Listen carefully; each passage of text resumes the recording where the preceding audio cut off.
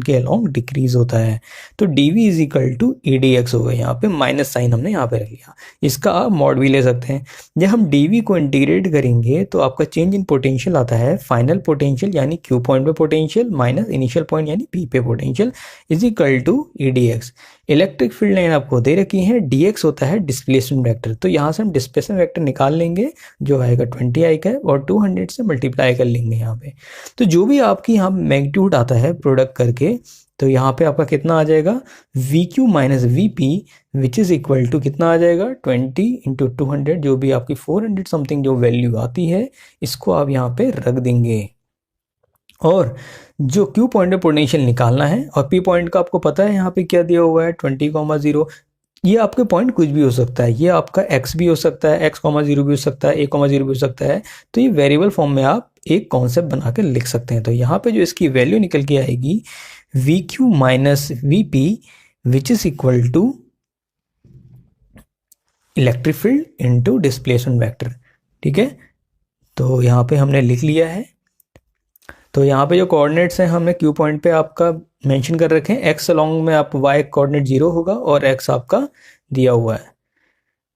ये आपके x और y कोऑर्डिनेट में कुछ और वैल्यूज भी दी हो सकती हैं, आपका 3 और 4 भी दे सकती हैं, 6 7 भी दे सकती हैं। ठीक है, तो ये आपके कोऑर्डिनेट्स आप ध्यान रखेंगे और डिस्प्लेसमेंट वेक्टर आप लोगों को निकालना ऑब्वियसली आता ही होगा।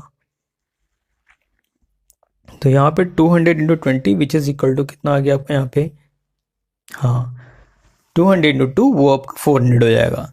तो यहाँ पे VQ इज इक्वल टू कितना आ जाएगा आपका VP, जो पोटेंशियल आपका यहाँ पे दिया हुआ है P पॉइंट में। ठीक है, तो ये देखिए P पॉइंट का पोटेंशियल आगे जाके ऐड कर देंगे जो कि आपका क्या है, अगर हम dv की बात करेंगे ये होता है आपका एब्सोल्यूट। ठीक है, और रिलेटिव क्या होता है आपका, दोनों का subtraction, V final minus V initial, relative potential difference होता है। तो यहाँ पे हमारी इसकी वैल्यू निकल के आ जाएगी 420। ठीक है, 20 भी दिया सकते हैं, 30 दिया जाएगा। पोटेंशियल आपको जो मेंशन होगा इनिशियल पॉइंट में उसको हम आगे ले जाके वो जाके ऐड हो जाएगा क्योंकि P आपका इनिशियल पॉइंट है। इस तरह की जो कॉन्सेप्चुअल लर्निंग प्रॉब्लम होती हैं ये आती हैं। और जो लेवल है फिजिक्स का स्टूडेंट्स ये आपका पिछले साल से ही काफ़ी ज़्यादा इंक्रीज हो रहा है।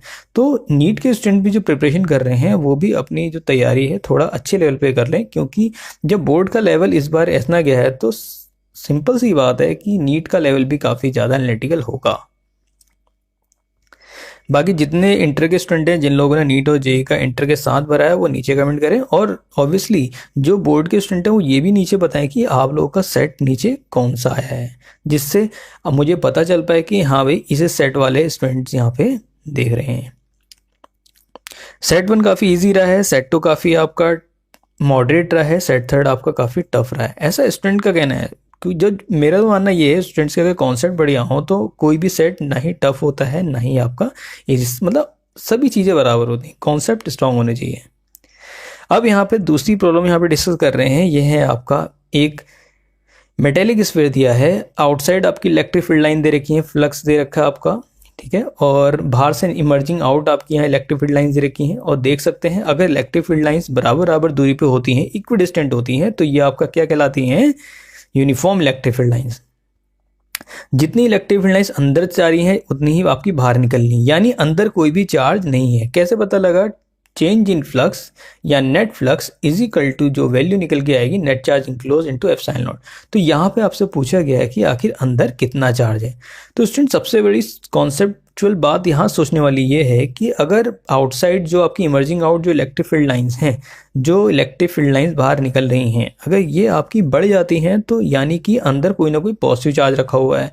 अगर कोई निगेटिव चार्ज अगर इनसाइड होगा तो वहाँ पे इलेक्ट्रिक फील्ड लाइंस टर्मिनेट हो जाती हैं, तो यानी कि जो आउटसाइड लाइंस होंगी वो थोड़ी रिड्यूस हो जाएंगी।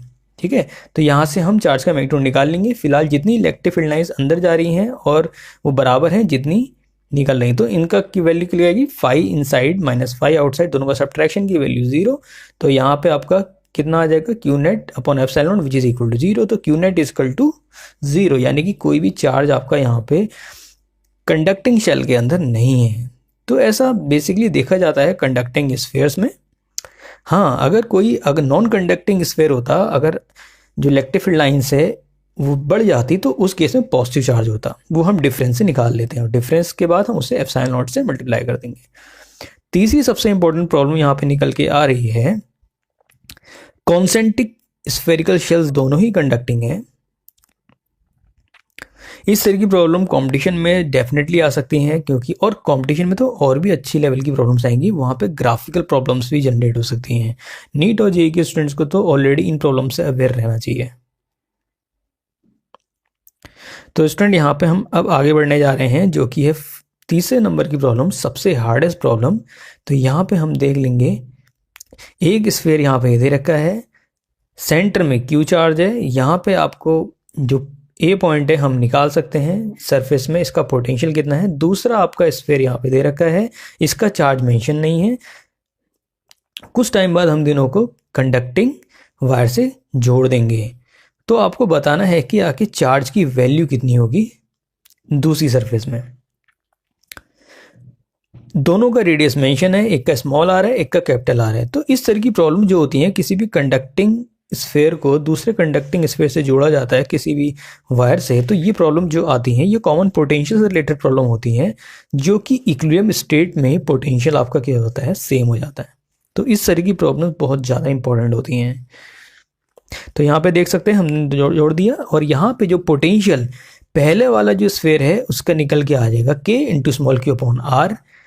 अगले पे हमें निकालना है, जब हमने जोड़ दिया है तो सपोज यहाँ पे क्यू चार्ज अपेयर हुआ है, तो थ्रू वाला जो अंदर वाला स्फीयर होगा उसमें कितना हो जाएगा, कंजर्वेशन चार्ज प्रिंसिपल लगाएंगे, जितना चार्ज बाहर अपेयर हुआ है उसको सब्ट्रैक्ट कर लेंगे इनिशियल चार्ज क्यू से, तो क्यू माइनस क्यू अंदर हो जाएगा, ठीक है, और आउटसाइड कितना हो जाएगा, कैपिटल क्यू। हमने सपोज किया है कैपिटल क्यू चार्ज अपेयर हुआ है। अब हम क्या करेंगे, यहाँ पे कॉमन पोटेंशियल का कॉन्सेप्ट लगाएंगे। सबसे पहली चीज़ तो यहाँ पे आपको एक चीज़ हमेशा याद रखनी है, जिस तरह कंजर्वेशन ऑफ मोल्स आपका फिजिकल केमिस्ट्री में लगता है जब भी दो कंपाउंड ऐड होते हैं, उसी तरह यहाँ पे इलेक्ट्रोस्टैट में दो कंडक्टिंग स्फीयर को जब कंडक्टिंग वायर से जोड़ते हैं तो यहाँ पे पोटेंशियल सेम होता है। तो सबसे पहला कॉन्सेप्ट यहाँ पे हमने कंजर्वेशन चार्ज का लगाया, दूसरा हम लगाएंगे कॉमन पोटेंशियल का, जो कि इक्विलिब्रियम पोटेंशियल होता है। तो V A is equal to V B, V A की वैल्यू हो जाएगी K Q minus Q upon small R, और वी बी की वैल्यू हो जाएगी के फोर्स कांस्टेंट होता है और capital Q upon capital R. इन दोनों को इक्वेट कर लेंगे, तो यहाँ से हमें पता चल जाएगा कि आखिर जो चार्ज अपेयर हुआ है यानी कैपिटल क्यू, उसकी वैल्यू कितनी यहाँ पे आती है। तो इसलिए यहाँ पे हमने इक्वेट कर लिया है, कॉमन चीज़ यहाँ से कैंसिल हो जाएंगी, कॉमन चीज़ों को एलिमिनेट कर लेंगे यहाँ पे, तो कॉमन कांस्टेंट यहाँ से एलिमिनेट हो गए, तो यहाँ से आपकी वैल्यू निकल के आ जाएगी कैपिटल क्यू की। तो यहाँ पे वैल्यू निकल के आ जाएगी आपकी, इसमें से हम कॉमन टर्म कैंसिल कर लेंगे तो आ जाएगी क्यू बाय आर, और कैपिटल क्यू यहाँ से कॉमन आ गया, r plus r upon small r. तो आर से आर कैंसिल हो गया यहाँ पे, तो कैपिटल क्यू की वैल्यू यहाँ पे निकल के आ चुकी है, आर प्लस आर। इसे मैंने आपका यहाँ पे, तो इस तरह की प्रॉब्लम्स जो कॉन्सेप्चुअल ट्रिकी प्रॉब्लम्स रहती हैं ये आपके कंपटीशन में तो आती हैं। तो यहाँ पे कैंसिल होकर जो वैल्यू निकल के आएगी वो आ जाएगी q into capital q r into r plus r. तो यहाँ से जो वैल्यू निकल के आई ये आपकी आ गई। अब हम इसको रिलेट कर लेंगे वी ए से, यानी इनिशियल पोटेंशियल जो आपका सरफेस में है, तो इसकी वैल्यू यहाँ पे हम निकाल लेंगे। तो इस तरह की जो कॉमन पोटेंशियल की प्रॉब्लम्स आती हैं वो आपका अब बोर्ड में भी आने लगी हैं। तो स्टूडेंट्स को यहाँ पे जो 11वीं से 12वीं में जा रहे हैं उन लोगों को बहुत अच्छे से इन कॉन्सेप्ट को नोट कर लेना है। बाकी इस तरह की प्रॉब्लम मैंने ऑलरेडी करा दी थी बोर्ड से पहले, तो जो स्टूडेंट्स मेरे से यहाँ पे स्टडी कर रहे थे ऑफलाइन भी और ऑनलाइन भी, जो स्टूडेंट कनेक्टेड थे, तो उनकी प्रॉब्लम सॉर्ट आउट हो गई थी और बहुत अच्छा पेपर अटेम्प्ट करके आए हैं। तो उनका बहुत अच्छा स्कोर आ रहा है, ऑलमोस्ट 95 प्लस बच्चों के आ रहे हैं यहाँ पे। इस तरह की बेस्ट की प्रॉब्लम की जुड़ी रही विकास का 2.0 के साथ अपने डाउट्स